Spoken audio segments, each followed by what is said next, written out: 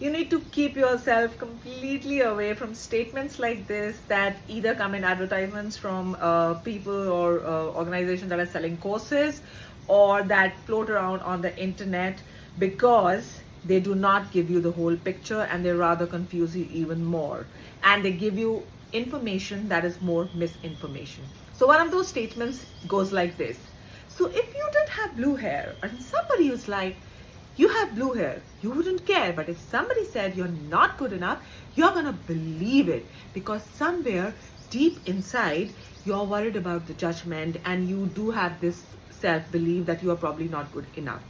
Now, very interestingly, yes, it's important to work on coming to a point where you are so self-aware and you are so self-confident about who you are, where you're coming from, where you're going, and what will it take for you to reach where you're going. Okay, it's important, and that takes time and that takes work. But the problem with statements like this is that all this self-doubt, it tells you that, you know what, it is your fault, it has come from you. We are relational beings. We are born out of two human beings, okay? We can't even come into the world on our own. So we are wired for connection. We are wired for community. We are wired to learn and grow through other human beings. So imagine if you're doing something in isolation and there's nobody there to watch. So whatever you do, you can think whatever you probably would end up thinking this is amazing or this is not amazing or whatever. You don't even know what you're going to think. It's only because there are always people around us, and when we put ourselves out there, or the way we are just being and people react to it, that is where those self-doubt comes in. So a lot of things that we have inside, especially limiting beliefs and other stuff, comes from an experience through other people.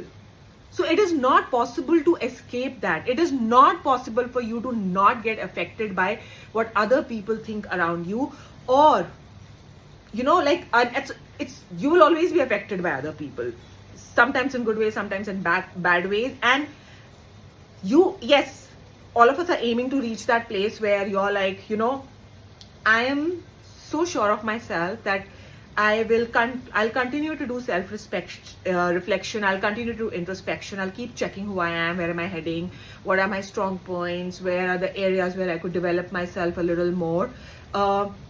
So that level of confidence takes time, and it's not like you will still not be affected by what other people say. If that is the case, don't get affected by people when they really talk good about you.